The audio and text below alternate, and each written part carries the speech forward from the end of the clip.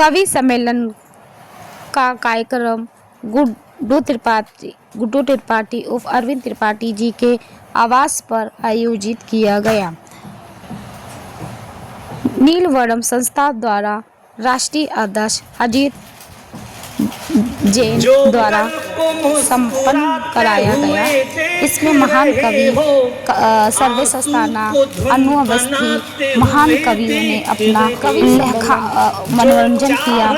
इसमें प्रमुख अतिथि गेस्ट पे अपर्णा यादव और संयुक्त भाटिया ने अपना मूल्यवान समय दिया। गुड्डू त्रिपाठी इसमें भी सभी को संदेशवाहक जताया और अनु अवस्थी ने इसमें नीलवर्णम संस्था कवि सम्मेलन में हंस कर सबका पेट फुला दिया। नीलवर्णम संस्था अजीत जैन जो राष्ट्रीय अध्यक्ष है इस संस्था को उन्होंने सभी हर्ष और उल्लास के साथ में से 5 चुनिंदा लोग बुलाए गए और अगली बार इसको भव्य रूप दिया जाएगा। हमारे सर्वेश्वरस्थाना भैया का आदेश है और गुड्डू भैया उसको पूरा करेंगे। सर्वेश भैया ने आदेश दे दिया, उनको लग रहा है ये फ्री में कार्यक्रम हुआ है, लेकिन वो अपना योग बताएं नहीं, 1/4 हिस्सा देते हैं कमाई का। तो अगली बार वो योगदान रहेगा उनकी तरफ से, गुड्डू भैया की तरफ से 7 कवि, उनकी तरफ से 7 कवित्री और पनीर की सब्जी रहेगी। ये सब तय हुआ है, बाकी गुड्डू भैया बताइए।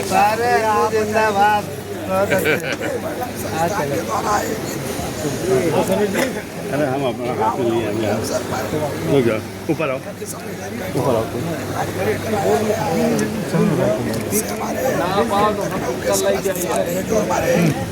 तो अपना वीडियो बनाना। अरे अभी हम बनाएंगे ना, अपना बनाना, वही हम खबर मिल जाएगी। इधर आओ, ऊपर आओ। सबको बधाई देता हूँ, धन्यवाद करता हूँ और भगवान से प्रार्थना करता हूँ सब स्वस्थ रहे, परिवार स्वस्थ रहे और अपने प्रेस पार्टी के भाइयों का अभिवादन करता हूँ। धन्यवाद। हाँ, द्वारा आयोजित राष्ट्रीय कवि सम्मेलन में आपने बुलाया, बहुत सारे कवि आए हैं। फेमस लोकप्रिय कवि आपके में अनु अवस्थी जी खड़े हैं, इसमें बहुत सारे कवि सर्वेश्वरस्थाना जी आए थे, बहुत सारे कवि। क्या कहना चाहेंगे आज के कार्यक्रम के बारे में? कार्यक्रम में तो देखिए बल्ले बल्ले आप लोग देख रहे हैं, इतना सफल कार्यक्रम जो है बहुत कम होते हैं और खासकर कवि सम्मेलन के। और अभी तक आप देख रहे होंगे जनता जो है, सुनने वाले जो चाहने वाले लोग हैं कवियों के, कविताओं के, अभी तक मौजूद हैं। और रामनवमी के अवसर पर हमारी संस्था नीलवर्णम संस्था द्वारा प्रोग्राम आयोजित किया गया है। बहुत बहुत बधाई, धन्यवाद आने के लिए, कवि सम्मेलन सुनने के लिए, और आप पत्रकार भाइयों का बहुत बहुत धन्यवाद। भाई अनु जी से अरे राम रे कानपुर के हैं भैया। अनु भैया आज आप यहाँ आए हुए हैं, क्या कहना चाहेंगे इस अवसर पर? ये एक गुड्डू भैया ने बेहतरीन प्रोग्राम कराया, एक अच्छी शुरुआत करी। इस समय बहुत दुविधा के माहौल में शहर की जनता है, परेशान है अलग अलग लेके। तो आज ये जो 10 घंटे गुड्डू भैया ने अच्छे से गुजरवाए, और देखिए जितनी भीड़ लोगों के कार्यक्रम में होती है उतनी यहाँ पे अभी ख़त्म होने के बाद है। तो इसके लिए लखनऊ की जनता को गुड्डू भाई का आभार व्यक्त करना चाहिए कि इतना अच्छा प्रोग्राम, इतना अच्छा माहौल बनाया। अगर आप अपनी समस्या 10 घंटे भूल रहे हैं तो बहुत बड़ी बात है। 10 घंटे में आपको नया जीवन मिल रहा है। और ये सब कवि सम्मेलन और ये प्रोग्राम, खाना पीना कोई फिल्म थोड़ी हुई जाता है, लाखों रुपया लगते हैं। आदमी अपनी व्यवस्था भंग करके दूसरे के लिए काम कराना, नहीं तो आदमी कहता है 2 लाख बच्चे हैं, FD करा दे, साले 10 साल बाद 4 लाख हो जाएंगे। लेकिन ये ना सोच के कि नहीं हम अपनी जनता के लिए, अपने व्यवहारिक लिए, अपने एक गेट टुगेदर करने के लिए पुराने दोस्तों, अभी अनुराग अवस्थी खड़े हैं, ये उन्नाव से आए, काहे लिया है गुड्डू भैया का ये पर्सनल व्यवहार है। हम लोग कानपुर से आए, हम लोग समझ रहे हैं कि इतने लोगों को बुलाने के लिए 10 साल हाथ पैर जोड़ के व्यवहार कायम रखना पड़ता है। ये 4 दिन का व्यवहार नहीं है जो कोई भी बड़ा से बड़ा नेता इतने लोगों का बुला के दिखा दे, क्योंकि ये सबके सुख दुख में जाते हैं। ये दिन में 200 बार इधर उधर निकलते हैं, 20 लीटर डीजल रोज़ का खर्चा है, ये हमारे यहाँ तो इतने लोग आए और जो कवि आए वो सब खुश होके गए। इनने जो भी किया यहाँ की जनता के लिए, पब्लिक के लिए, अपने दोस्तों के लिए, एक दिन के प्रोग्राम में एक हफ्ते से घर अस्त व्यस्त है, आने जाने वाले आ जा रहे हैं। ये एक दिन की तैयारी नहीं, 4 दिन से कुर्सी पड़ रही, तंबू लग। तो इसके लिए जो गुड्डू भैया के मिलने वाले हैं, जो इस क्षेत्र वाले हैं, जो इस शहर वाले हैं, उनको गुड्डू भैया का आभार व्यक्त करना चाहिए। और इस तरह की गुड्डू की शहर को ज़रूरत है। अगर गुड्डू त्रिपाठी जैसे लखनऊ में 10 हो जाएंगे ना तो आधी समस्या तो शहर निपट जाए। अनु भैया कुछ मीडिया के लिए भी बोलिए, सुना दीजिए कुछ। मीडिया के लिए बस यही है कि तुम लोग यहाँ से जाओ इराक, ईरान, जो युद्ध हो रहा है वो कवर करो जाके, मीठा मीठा गप गप करे पड़े हो। जहाँ गोली बम चल रहे हैं वहाँ जा नहीं रहो, यहीं तुमका सब बता दें। राजनाथ जी आके तुमका बता दें कि कहाँ हो रहा, कहाँ नहीं हो रहा, तुमका कहीं नहीं जाना। कि आज गुड्डू जी ने अपने घर आवास पे कवि सम्मेलन का आयोजन किया है और सभी को सम्मानित भी किया है। अपना परिचय देते हुए बताइए कि कैसा लगा आज का। मेरा नाम प्रदीप सिंह है, मैं सेंट्रल बार एसोसिएशन का पूर्व वरिष्ठ उपाध्यक्ष हूँ और प्रत्याशी अध्यक्ष हूँ सेंट्रल बार एसोसिएशन। हम लोग विद्यार्थी जो के साथी हैं और हम सभी लोग मिलकर नील वर्णम एक संस्था के माध्यम से अपने साथियों के साथ मिलकर लगातार इस तरह के कार्यक्रम करते रहते हैं। और इस कार्यक्रम का उद्देश्य सिर्फ ये है कि इस शहर और इस प्रदेश के जो अंतिम साथी हैं उनकी मदद करना, और इस संस्था के माध्यम से लगातार हम लोग इस तरह के कार्यक्रम करते रहते हैं। आज कवि सम्मेलन के माध्यम से भी हम लोग निश्चित तौर पर लोगों के बीच में जागरूकता पैदा करने की कोशिश कर रहे हैं। और ये कोशिश हमारी है कि समाज का अंतिम साथी जो को मुख्यधारा में लाया जाए, जो बहुत पिछड़ा हुआ है। आज कवि सम्मेलन रखे हैं गुड्डू भाई जी ने, कैसा लग रहा है आज के प्रोग्राम?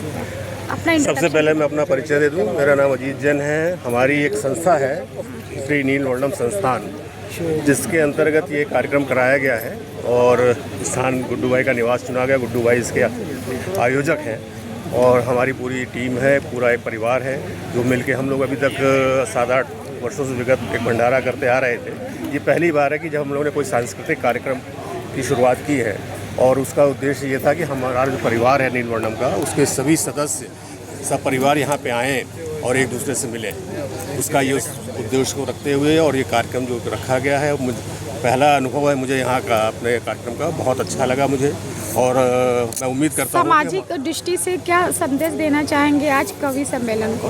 देखिए, सामाजिक दृष्टि से मैं यही कहना चाहूँगा कि आज का जो माहौल जैसा चल रहा है, आप लोग जानते हैं कि इस समय दुनिया जिस दौर से गुजर रही है, युद्ध की वो जो चल रही हैं चीज़ें हैं, उसके बीच में अगर हम थोड़े पल जो हैं सब चीज़ों को भुलाकर और इस माहौल में, एक हंसी के माहौल में, हास्य कवि सम्मेलन में अपने सारी चीज़ों को भुलाकर एक खुशनुमा माहौल में अगर थोड़ा समय बिताते हैं तो, और यही चाहूँगा कि हम लोगों को ज़्यादा उसमें नहीं पड़ना चाहिए कि क्या हो रहा है देश में। लोगों पर बहुत सी भ्रांतियाँ भी फैल रही हैं, बहुत से अफवाहें फैल रही हैं, उस पर ना आते हुए अपनी जो दिनचर्या है उसको सामान्य रूप से जिए।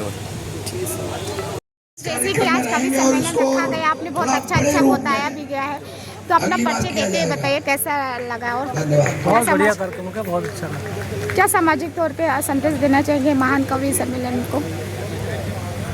कवि सम्मेलन लोगों में संस्कार डालने का काम करते हैं और अच्छे कवियों को सुनिए, उनकी बातों पर अमल करिए, समाज को सुंदर बनाने का काम करिए। सर, ये अपने कवि बनने का कितने साल से कर रहे हैं आप? ये बड़ा लंबा है मैडम, शॉर्ट में निपटा लीजिए ना, क्योंकि आप मेरा ही परिचय खुद से पूछ रहे हैं, फिर बात भी करने का काम है ना। हमारी संयुक्ता भाटिया जी बैठी है। लखनऊ में मेयर में एक दिक्कत है, इनका सरनेम आसान था, नाम कठिन। इस समय जो है उनका नाम आसान है, सरनेम ये अरे यार ये खोल तो आज पहली बार, एक बार अच्छी ताली बजाइए। नाम आसान है, सरनेम ये एक नई तरह की लकड़ी है। हमने सुना कि सब बहुत बड़े कवि आ रहे हैं, हमने कहा कि चलो हम कभी सम्मेलन में नहीं जाते, हम सीख रहे थे। कवि सम्मेलन आपको बताया था कि हम सीख रहे थे, और जब हम कविता सुनाते हैं, कविता जो कवि होते हैं उनकी बहुत अच्छी बात होती है। वो सबसे पहले आते हैं, आपसे ताली बजवाते हैं बिना बात के, फिर वो अपना परिचय देते हैं, फिर ताली बजवाते हैं। फिर उसके बाद कोई बात कहते हैं, फिर ताली बजवाते हैं। और फिर उसके बाद कहते हैं मेरी बात अगर आपके सीने में धक से लगी हो तो फिर ताली बजवाते। बताओ, कोई आदमी बैठा अगर सीने में कोई चीज़ धक से लगेगी तो अस्पताल जाने बचाने के यहाँ चूतियापा करेगा कि पहले ताली बजाई। तुमको बढ़ाने के लिए प्राण दे दे कि तुम बहुत अच्छी चीज़ कर रहे हो, हम ताली बजा रहे हैं, भले हमारे धक धक धक लग रही, और बाद में डॉक्टर कहे 3 मिनट पहले आ गए होते।